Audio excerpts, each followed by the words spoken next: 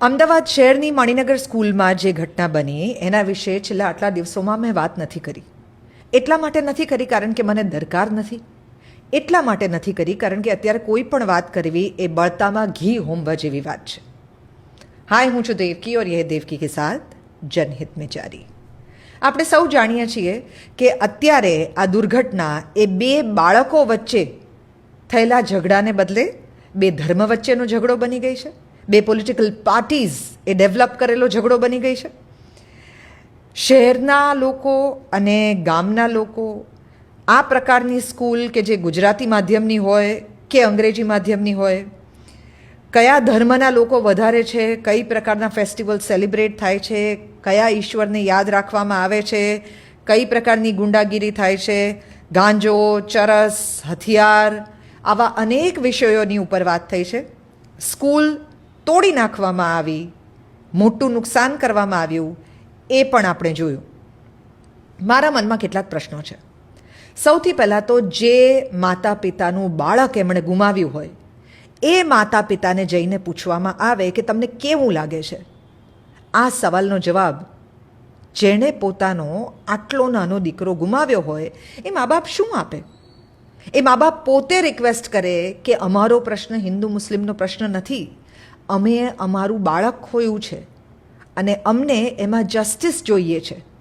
આ આટલીક વાતને બાકીના બધાએ જે રીતે એમાં મરી મસાલા ઉમેરીને પોતાના ફાયદાની કરી છે એ સામાન્ય માણસ કેટલું જોઈ શકે છે? કોકનું ઘરનું બાળક ગયું છે એનો ઉપયોગ પોતાના ફાયદા માટે થઈને પોલિટિકલ પાર્ટીઝ હોય કે ધાર્મિક સંસ્થાઓ હોય કે કોઈ સ્કૂલ કે સ્કૂલની અગેન્સ્ટ જે હોય તે એ કઈ રીતે વાપરી શકે એના અનેક એક્ઝામ્પલ્સ આપણે અત્યારે જોયા છે. આજની તારીખે આપણે ગુજરાતમાં અને ભારતમાં એવા અનેક ક્રાઇમ્સ જોઈ રહ્યા છીએ કે જે આ એજ ગ્રુપની અંદર થઈ રહ્યા છે. હમણાં થોડા દિવસ પહેલાં સૌરાષ્ટ્રની અંદર એક છોકરાએ ફ્રી ફાયરનો પાસવર્ડ ના આપ્યો, એને કારણે 3 છોકરાએ એને પકડી રાખી અને મારી નાખ્યો. ગાર્ડનમાં એને બોલાવી અને બરાબર આવી જ રીતે એને સ્ટેબ કરેલો. આ જ એજ ગ્રુપના છોકરાઓની ઘટના છે. આ જ એજ ગ્રુપ કે એનાથી પણ નાની એજ ગ્રુપના છોકરાઓએ બળાત્કાર કર્યાની વાત આપણા ભારત દેશની અંદરની જ લેટેસ્ટ વાત છે. જ્યાં કોઈ ધર્મની વાત નથી આવી, ત્યાં એક ધર્મએ બીજા ધર્મ સાથે કંઈ પણ કર્યું છે એવું નથી આવ્યું. અહીંયા હું કોઈ પણ ધર્મનો પક્ષ લેવા માટે નથી, અહીંયા હું કોઈ પણ સ્કૂલનો પક્ષ લેવા માટે પણ નથી, પણ અહીંયા હું ચોક્કસ એ વિચાર મૂકવા ઊભી છું કે કોઈ પણ જર્નલિઝમ કયા લેવલ સુધી જઈ શકે કે પોતાની બધી જ સેન્સિટિવિટીને સાઈડ પર મૂકીને કોઈએ બાળક ગુમાવ્યું છે એને સેન્સેશનલાઇઝ કરવામાં કોઈ પણ એટલે કોઈ પણ વાત બાકી ના રાખે. આ છોકરાના મા બાપ સાથે જે રીતે વાત થાય છે, આ સ્કૂલના બીજા વિદ્યાર્થીઓ સાથે જે રીતે વાત થાય છે, શું આપણે ભૂલી ગયા છીએ કે આપણે જેની સાથે વાત કરી રહ્યા છીએ એ બધા બાળકો પણ આ જ ઉંમરના છે? એમની સ્કૂલની અંદર એક આટલો ઘૃણાસ્પદ ગુનો થયો છે. જે બાળકોએ આ જોયો છે, જે બાળકો એમની સાથે ભણે છે, એમની ઉપર અત્યારે શું માનસિક પરિસ્થિતિ હશે?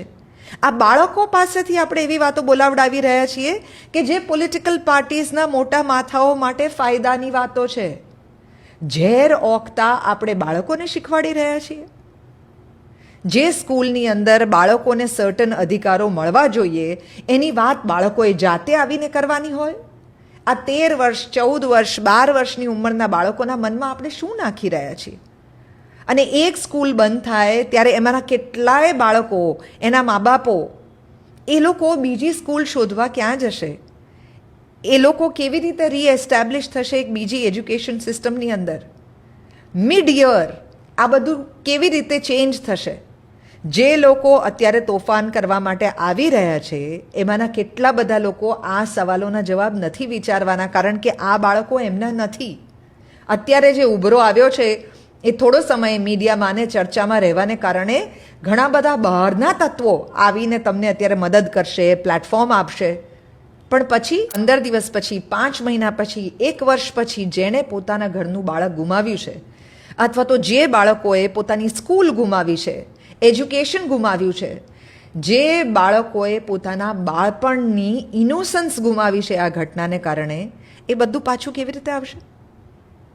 એક સ્કૂલ પોતાના વિદ્યાર્થીને મદદ કરવા માટે ઊભી ના રહે એવી વાત, કે સ્કૂલની અંદર કોઈ વિદ્યાર્થી આવું કોઈ પણ હથિયાર લઈને આવતો હોય એવી વાત, સ્કૂલની અંદર બાળકો ગાળાગાળી કરીને ઝઘડો કરતા હોય કે એકબીજાને ધમકી આપતા હોય કે ધમકાવતા હોય અને તોય એ સાચવી લેવાતું હોય અથવા તો છાનું રખાતું હોય અથવા તો આંખ આડા કાન કરાતું હોય, એ વાત, આ બધી જ વાતો ખૂબ જ ચિંતાજનક છે. સ્કૂલની અંદર ગાંજો કે ચરસ કે દારૂ વેચાવડાવો એ પણ બહુ જ ભયંકર વાત છે. આ સ્કૂલ હોય કે બીજી કોઈ પણ સ્કૂલ્સ હોય, આપણને નથી ખબર, ઓડિટ કરીશું તો ખબર પડશે કે કઈ કઈ સ્કૂલ, કઈ કઈ કોલેજીસ અને એની આજુબાજુના ગલ્લાઓ, લારીઓની ઉપર શું શું વેચાય છે. આ આપણો બદલાતો સમય ને આપણું બદલાતું ગુજરાત છે. અહીંયા અપબ્રિંગિંગની પણ બહુ જ મોટી વાત આવે છે કે મા બાપ જો જાણે જ છે આટલા વર્ષોથી કે આ સ્કૂલની અંદર આવું આવું થઈ રહ્યું છે, તો એમણે પોતે ઓલરેડી કોઈ એક્શન કેમ નથી લીધું પોતાના બાળકને એ સ્કૂલમાંથી ઉઠાડી લેવાનું કે પ્રેસ સુધી આવવાનું, or many other questions would be there. At the same time એક બહુ મોટો પ્રશ્ન, નાની ઉંમરના બાળકોની અંદર આટલું બધું વાયોલન્સ ક્યાંથી આવી રહ્યું છે?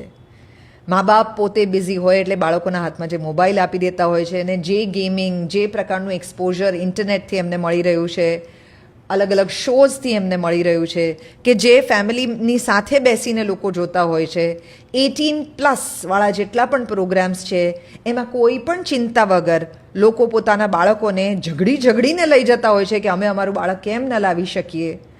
આ બધી વસ્તુઓ પણ ઘરમાં તમે એકબીજા સાથે કેવી રીતે વર્તો છો, સોસાયટીમાં તમે જે સોસાયટીમાં રહો છો, ફ્લેટમાં રહો છો, ત્યાં તમારા પાડોશી સાથે તમે કેવી રીતે વર્તો છો, આ બધી વાતો પણ બાળકોના મનની અંદર ઘર કરે છે. એમને કયા રમકડા તમે રમવા માટે આપો છો, the gun culture that we have in toys, એની કેટલી ઇમ્પેક્ટ પડે છે બાળકોની અંદર.